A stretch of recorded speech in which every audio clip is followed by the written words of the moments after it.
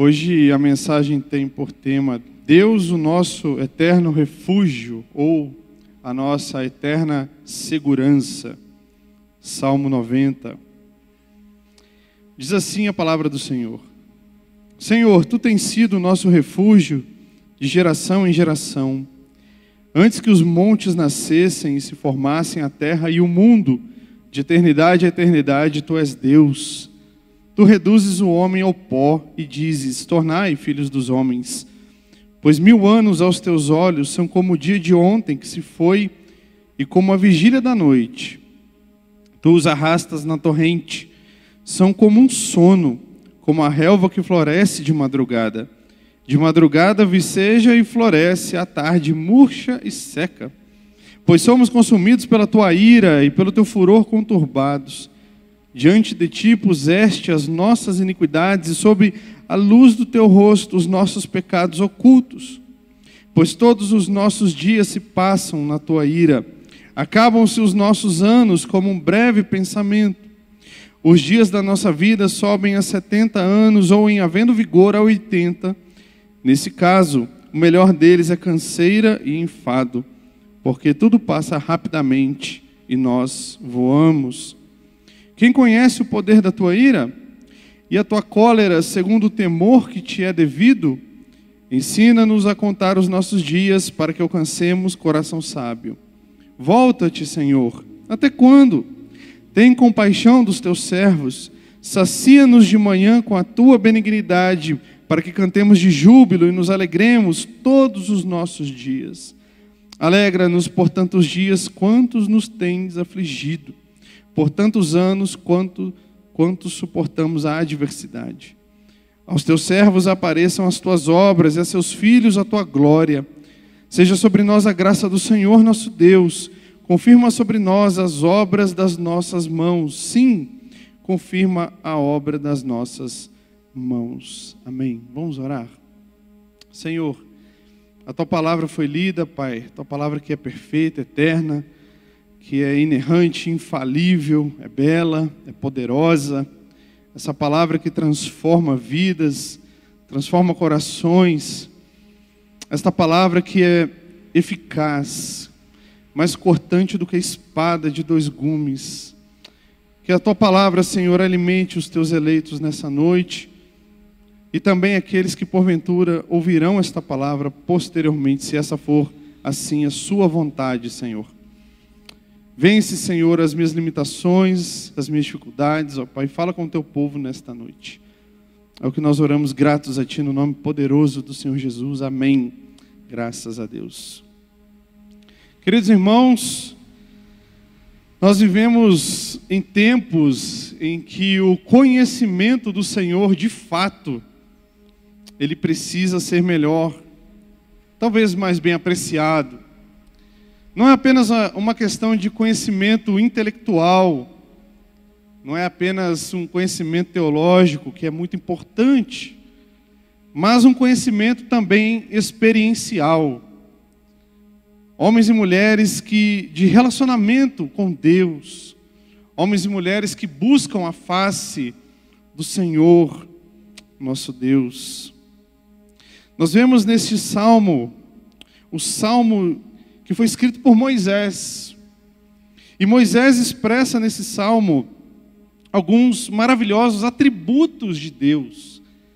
É o único salmo escrito por Moisés. E ele é o primeiro salmo, historicamente falando, escrito da Bíblia. Historicamente falando, esse compêndio de salmos, de 150 salmos, foi organizado, muito provavelmente após aí o período babilônico, por Esdras. E o Salmo de Moisés, ele inaugura o livro 4, que tem justamente sobre o tema, o povo da aliança que encontra refúgio no seu Deus. Então, nós vemos nessa oração cantada de Moisés, muito provavelmente este salmo era também não apenas orado, mas cantado pelo povo de Deus, antes de adentrar a terra prometida.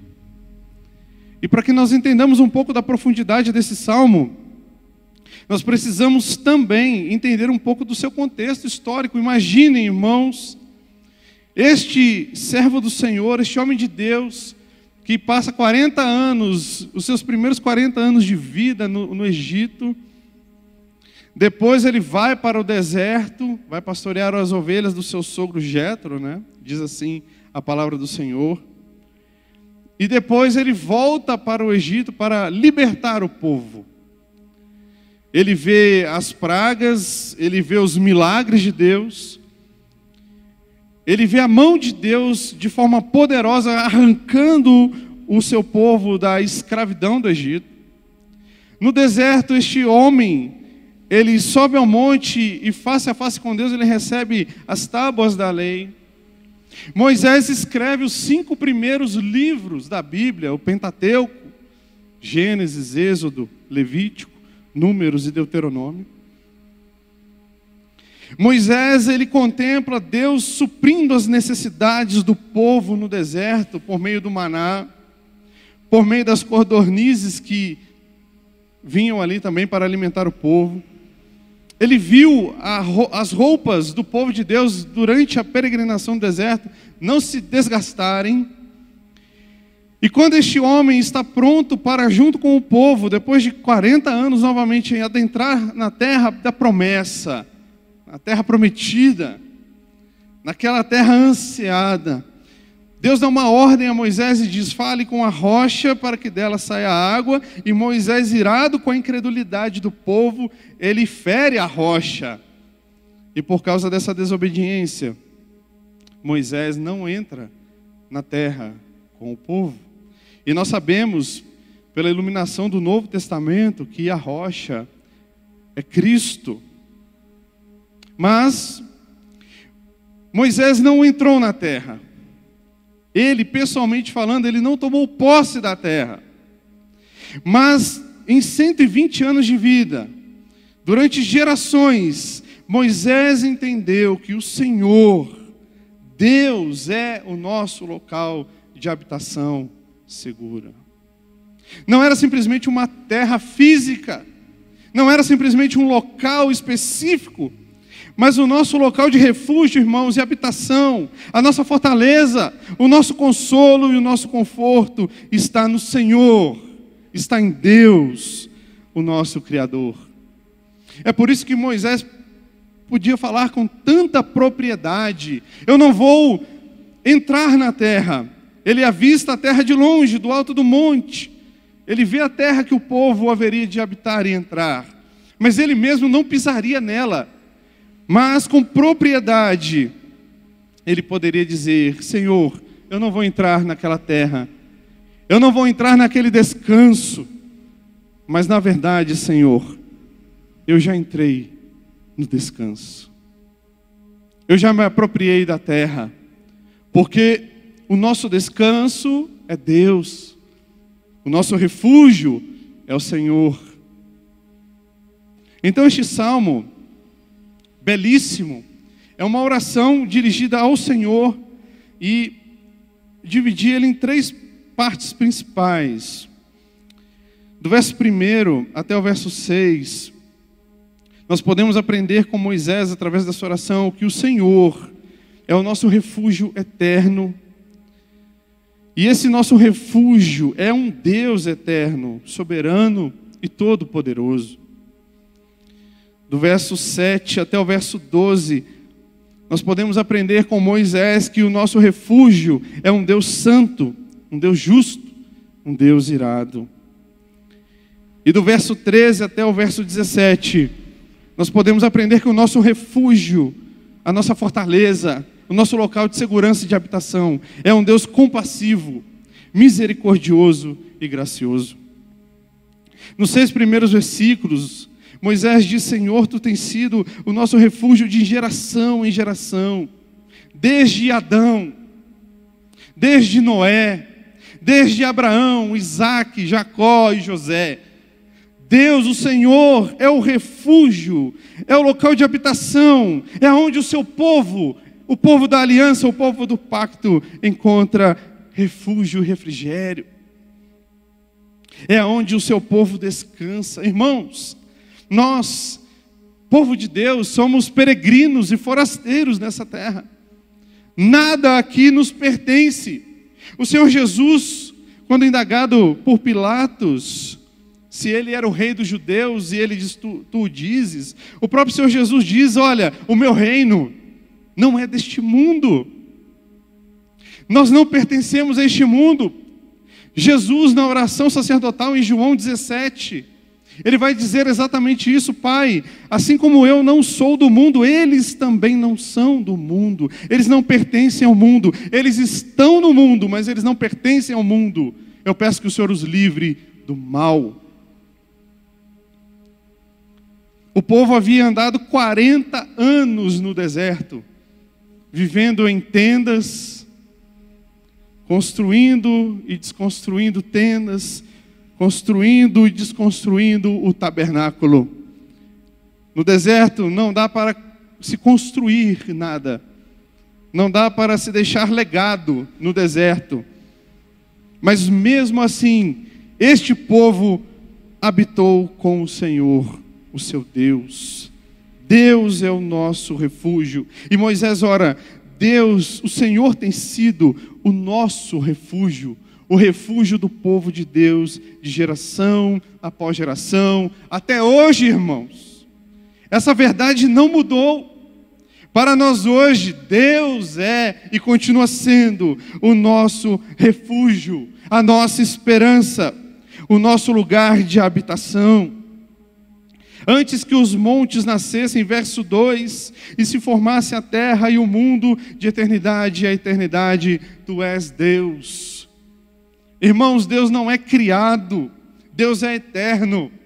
Não há nele começo e não há nele fim. Deus está além, aquém do tempo. Ele não está submisso ao tempo. Deus não está sujeito, ou Deus não é escravo do tempo. Deus, Ele é eterno, completamente satisfeito em si mesmo.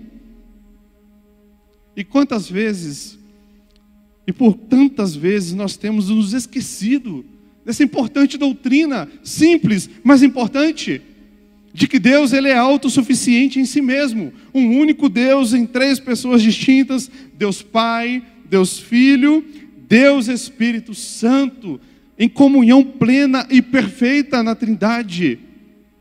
Não há nele ausência de amor, ausência de paz, ausência de bondade. Não há nele ausência de absolutamente nada, irmãos. Não há nada que Deus precise. Ele é completo e Ele é satisfeito em si mesmo. E assim, nessa perfeição, nesse amor e nessa glória e nessa bondade perfeita e completa, Ele decidiu criar. Então, as palavras de Moisés em Gênesis capítulo 1, verso 1, no princípio criou Deus os céus e a terra. Vejam que as escrituras sagradas, em nenhum momento, do princípio ao fim, ela não tem o propósito apologético, né? Aquele propósito de defesa, de tentar provar que Deus existe. A Bíblia anuncia a existência de Deus e ponto final. Deus existe, Deus Ele é. E é interessante que neste texto, quando nós lemos, Moisés compara a eternidade de Deus com a limitação e a efemeridade do homem. Tu reduzes o homem ao pó e dizes, tornai filhos dos homens. Verso 3. O homem não é eterno. Nós temos princípio, nós temos meio e temos fim. Nós viemos do pó e ao pó retornaremos. Todos aqui, em algum momento, vieram do pó e retornarão também ao pó. Nós somos criados, limitados, fracos, sujeitos ao tempo.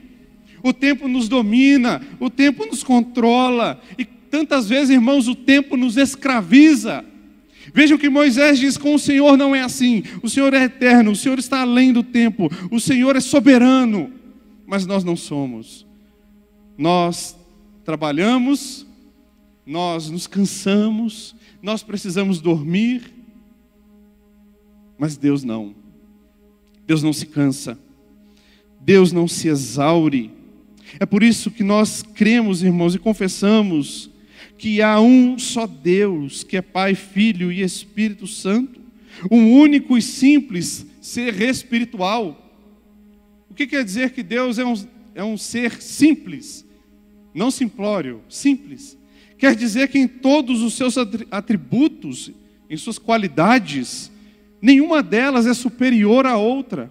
Não há hierarquias em Deus. Da mesma medida que Deus ele é amor, que Deus ele é bondade, Ele também é justiça, Ele também é verdade, Ele também é ira.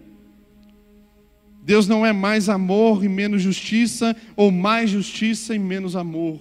Ele é simples, ou seja, os seus atributos têm igual peso.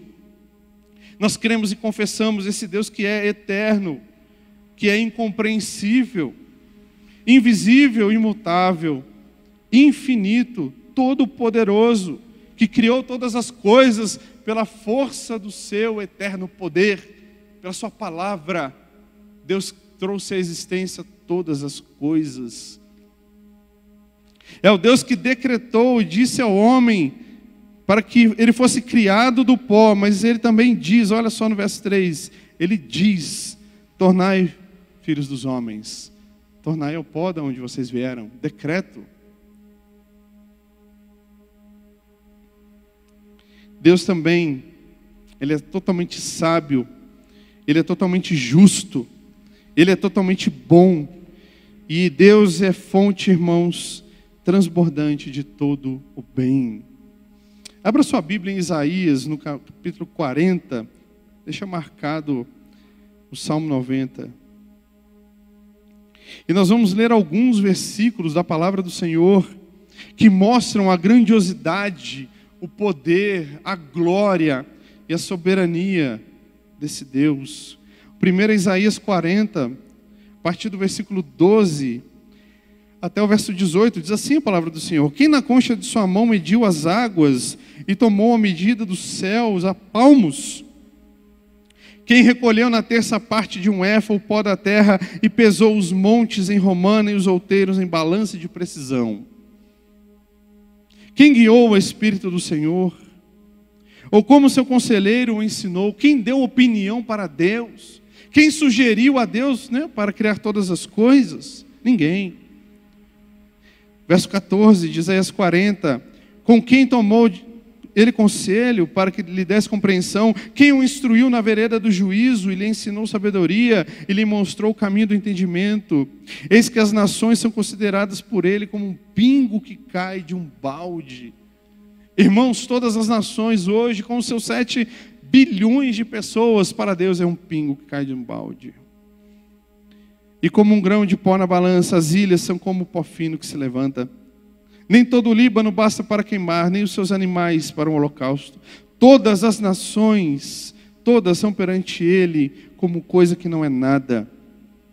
Ele as considera menos do que nada, como um vácuo. Com quem comparareis a Deus? Ou que coisa semelhante confrontareis a ele? Um pouco mais à frente, verso 25. A quem, pois, me comparareis para que eu lhe seja igual, diz o santo? Levantai ao alto os olhos e vede. Quem criou essas coisas? Aquele que faz sair o seu exército de estrelas, todas bem contadas, as quais ele chama pelo nome. Por ser ele grande em força e forte em poder, nenhuma só vem a faltar. Hoje nós aprendemos, através da ciência, que existem bilhões de estrelas em bilhões e bilhões de galáxias. Então são bilhões e bilhões e bilhões de estrelas, e a palavra de Deus diz que Deus chama todas pelo nome e nenhuma delas falta. Essa é a soberania, a poder e a glória do nosso Deus. Um pouco mais à frente, Isaías 44, verso 6. Assim diz o Senhor, o Rei de Israel, o seu Redentor, o Senhor dos exércitos: eu sou o primeiro e eu sou o último, além de mim não há Deus, Ele é único. Quem há como eu feito predições desde que estabeleci o mais antigo povo, que o declare e o exponha perante mim, que esse anuncie as coisas futuras, as que hão de vir. Não vos assombreis, nem temais, acaso desde aquele tempo não vou-lo fiz ouvir? Não vô-lo anunciei? Vós sois as minhas testemunhas. Há outro Deus além de mim? Não, não há outra rocha que eu conheça. Nosso Deus é singular, Ele é único. Ele é único Senhor, Ele é único Criador. Por isso, irmãos, vocês, nós não precisamos de mais nada além do Senhor. Ele é a única rocha. Nós não precisamos de nada para satisfazer as nossas almas, além da sua palavra e além do seu ser.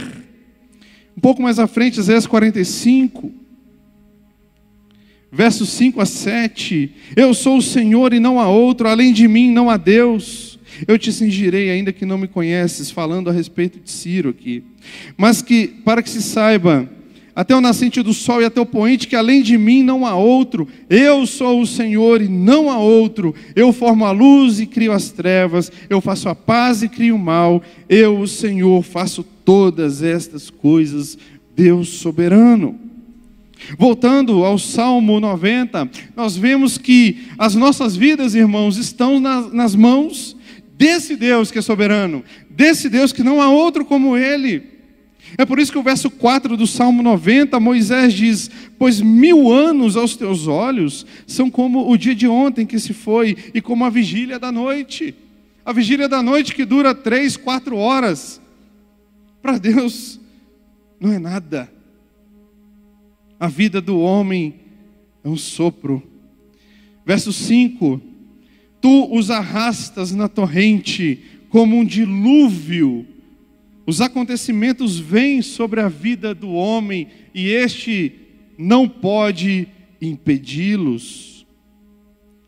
E ele continua falando: nós, o homem, são como um sono, como a relva que floresce de madrugada viceja e floresce, à tarde murcha e seca. Então Moisés está comparando a nossa limitação, a nossa pequenez, com a grandiosidade de Deus. Deus é santo, Deus é poderoso, mas nós não somos.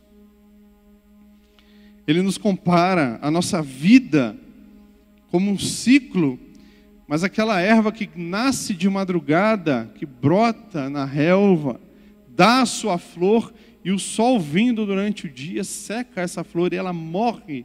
Ou seja, nossa vida, irmãos, é rápida, é efêmera, é passageira. Mas Deus é eterno. Então, nesses primeiros versículos, nós já podemos fazer algumas perguntas. Por exemplo, por que nós estamos tão preocupados, ansiosos e atribulados com as coisas dessa vida? Por que nós estamos tão quietos com as coisas deste mundo, irmãos, se tudo isso passa? É passageiro, é efêmero. A partir do verso 7, então o primeiro ponto: o nosso refúgio é um Deus eterno, soberano, todo-poderoso. Podemos colocar também um Deus imutável. Mas o segundo ponto é que o nosso refúgio é um Deus santo, justo e irado. Olha o verso 7: pois somos consumidos pela tua ira, e pelo teu furor somos conturbados. Diante de ti puseste as nossas iniquidades, e sob a luz do teu rosto os nossos pecados ocultos. Irmãos, o ímpio, o incrédulo, ele não tem essa noção e essa dimensão sobre Deus e sobre si mesmo. O ímpio, ele afronta a Deus todos os dias. Ele afronta o Senhor, ele diz que Deus não existe, ou como o agnóstico diz que há uma força, há uma inteligência superior que governa todas as coisas, mas não há noção de ira, não há noção de pecado. Tudo isso é absurdo para esse tipo de pessoas, mas para nós, que somos o povo do pacto, o povo da aliança, nós temos isso bem estabelecido, que Deus, Ele é santo. Deus, Ele é justo, e nós não somos. Nós somos pecadores. E Moisés diz isso, que a nossa vida, enquanto aqui, ela é consumida também por causa da ira de Deus contra o pecado. Se você abrir a sua Bíblia no Salmo 7, vou abrir aqui, Salmo 7, verso 11, a palavra do Senhor diz: Deus é justo juiz, Deus que sente indignação, ira, todos os dias. Por que isso? Nosso Deus é um Deus irado. Ele é um Deus bom, misericordioso, mas Ele é um Deus irado, irado contra o pecado, irado contra a maldade, irado contra o orgulho do homem, que acha que pode e que é alguma coisa. Um Deus irado contra essa humanidade que o desonra, que blasfema o seu nome. Um Deus irado contra essa humanidade que despreza o seu reino, o seu governo e as suas virtudes. Um Deus irado contra essa humanidade que produz ciência contra o seu próprio Criador. Deus está extremamente e todos os dias irado. E Moisés diz que a nossa vida enfrenta essas dificuldades, esses problemas que todos nós enfrentamos e passamos, justamente por causa dessa ira de Deus, desse peso sobre essa humanidade caída, pecadora. Governantes querendo tomar outras nações, tomar o domínio, conquistar terras, impor o seu domínio sobre outras pessoas, outras nações, escravizar pessoas, judiar de pessoas, matar pessoas, ferir pessoas. Mas Jesus diz exatamente o contrário. Jesus diz: conhecereis a verdade, e a verdade vos libertará. E se o Filho vos libertar, verdadeiramente sereis livres. Irmãos, nós que somos o povo do pacto, nós sofremos sim as consequências do pecado. O pecado está aí, nós sofremos as suas consequências, mas nós que somos o povo do pacto, em que temos Deus como nosso refúgio, nós não sofremos diretamente a ira de Deus, porque essa ira foi completamente aplacada e satisfeita em Cristo. O primeiro Adão, irmãos, ele estendeu as suas mãos para pegar do fruto ao qual ele havia sido proibido de comer, e ele pecou, e com ele todos nós pecamos. Mas Cristo estendeu as suas mãos e pegou o cálice sem mistura, o cálice da ira de Deus pelos nossos pecados. Cristo já pagou o preço pelos nossos pecados. Cristo já nos salvou, Cristo já nos libertou. Então, apesar de nós sentirmos o efeito dessa ira, essa ira, esse cálice que está sendo derramado sobre as nações, é um cálice misturado, ira e misericórdia, justiça, mas também bondade. Mas não é por isso que nós deixamos de sofrer aflições, perseguições, dificuldades, crises, abalos, justamente porque estamos nesse mundo debaixo do pecado, e Moisés diz isso. Os dias, verso 10, os dias da nossa vida sobem a 70 anos, ou em havendo vigor a 80. Neste caso, o melhor deles é canseira e enfado. O homem vive e luta e trabalha e sonha e conquista. E Moisés aqui diz que em todos estes anos, como o profeta de Eclesiastes, Salomão, tudo é vaidade, aflição de espírito. 70, no máximo 80 anos, é pouco, é ínfimo diante da eternidade de Deus, é nada, é um sopro. E o melhor deles, canseira e enfado, porque tudo passa rapidamente, nós voamos. Nós voamos. Os cientistas hoje desejam desenvolver uma tecnologia para viver eternamente, ou o máximo que eles conseguirem. Quanta tolice, irmãos. Moisés viveu 120 anos.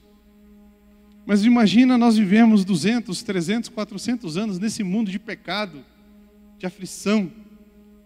Imagina, 1000 anos nesse mundo de depravação, de violência. Então, de certo modo, Deus encurta a vida, a nossa vida, Deus encurta a vida do homem como um sinal de misericórdia.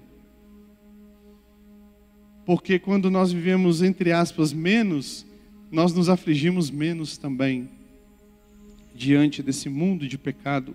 E Moisés continua: quem conhece o poder da tua ira e a tua cólera, segundo o temor que te é devido? Qual homem conhece o poder da ira de Deus? Nenhum homem, senão o Deus homem Cristo. Ele é o único que conheceu e que conhece todo o poder da ira, sem mistura, completa de Deus. Na cruz, quando o Senhor Jesus diz: Deus meu, por que me desamparastes? Ali Cristo estava sofrendo a ira de Deus contra os nossos pecados. Então, quem conhece o poder dessa ira, a dureza dessa ira, o vigor dessa ira? Cristo conhece. Nenhum homem jamais conheceu esta ira e nem jamais conhecerá, senão aqueles que permanecerem incrédulos, rejeitando a Deus e ao seu Filho Jesus Cristo. Porque no dia do juízo serão lançados no lago de fogo e enxofre e passarão toda a eternidade experimentando desta ira para sempre. Por isso Moisés diz no verso 12: ensina-nos a contar os nossos dias para que alcancemos um coração sábio. Ou seja, Senhor, nos ensina a importância de vivermos para a sua glória.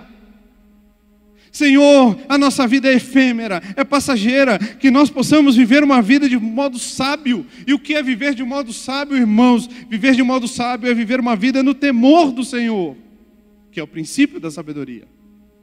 Viver uma vida no temor do Senhor é viver uma vida para a glória de Deus, em submissão à sua palavra, em obediência à sua palavra. Então, Senhor, veja que ele ora. Não é uma coisa que vem de nós mesmos. Eu vou ser sábio. Conforme os anos da minha vida forem passando, eu vou ficando mais velho e vou ficando mais sábio. A sabedoria, irmãos, vem de Deus. A sabedoria vem do Senhor. Justamente porque o temor do Senhor, essa reverência santa, é o princípio da sabedoria. Por isso, a partir do verso 13 agora, Moisés, ele volta-se para a misericórdia, a compaixão, a graça de Deus. É o terceiro ponto que gostaria de falar com os irmãos nesta noite. O nosso refúgio, lembre-se, é um Deus compassivo, é um Deus misericordioso, é um Deus gracioso. Ele está irado, é verdade. Ele é justo, é verdade. Ele é santo, é verdade. Mas na mesma medida, Ele é misericordioso, Ele é bondoso e Ele tem compaixão de nós. Olha o verso 13, volta-te, Senhor. Olha o contraste com o verso 3. Deus diz: por causa do pecado do homem, torne o homem ao pó. Morra por causa do pecado, porque o salário do pecado é a morte. Mas agora Moisés, conhecendo a bondade e a misericórdia de Deus, ele diz: Senhor, volta-te para nós agora. Vire o seu rosto para nós, Senhor. Busque-nos, Senhor. Até quando? Olha como ele evoca a compaixão de Deus. Eu conheço o Senhor. Eu sei que apesar da sua ira, o Senhor é um Deus de compaixão. É um Deus de misericórdia. O Senhor é um Deus de justiça, mas o Senhor também é um Deus de graça.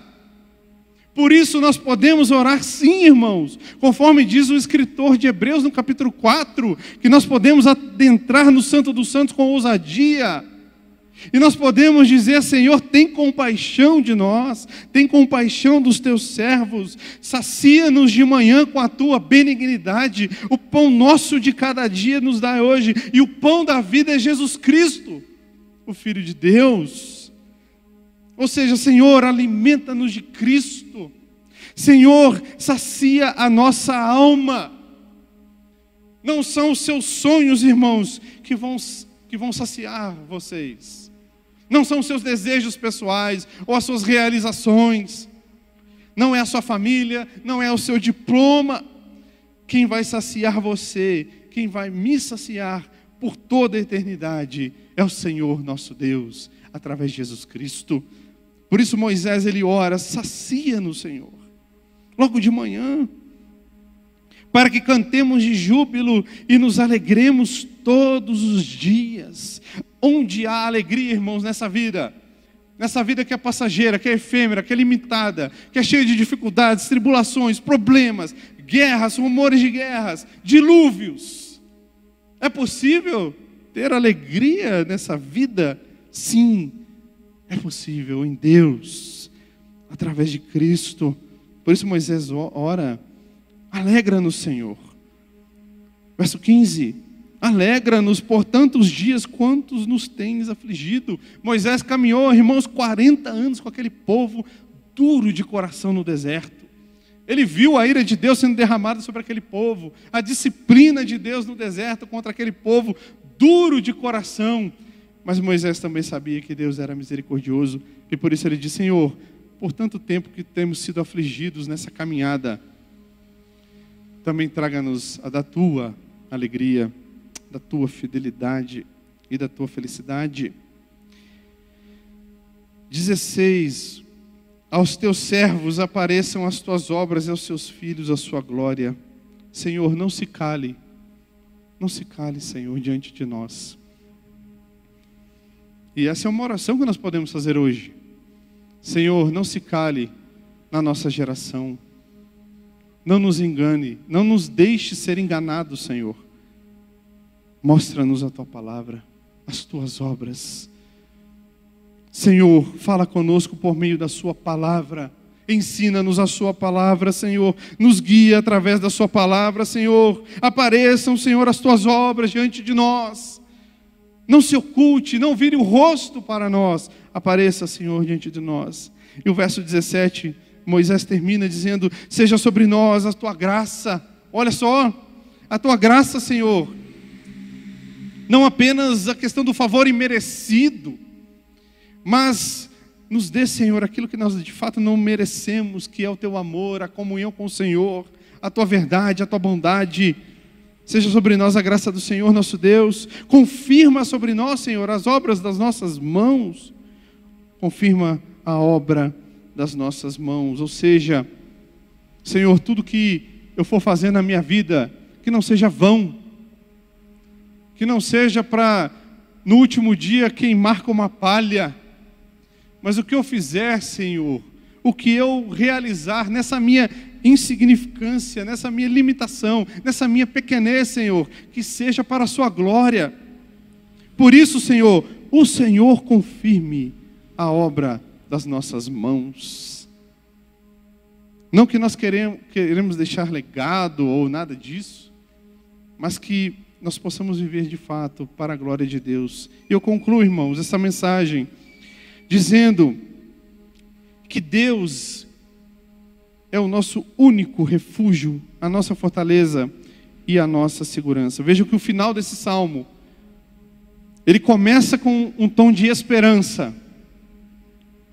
Tu tens sido o nosso refúgio de geração em geração.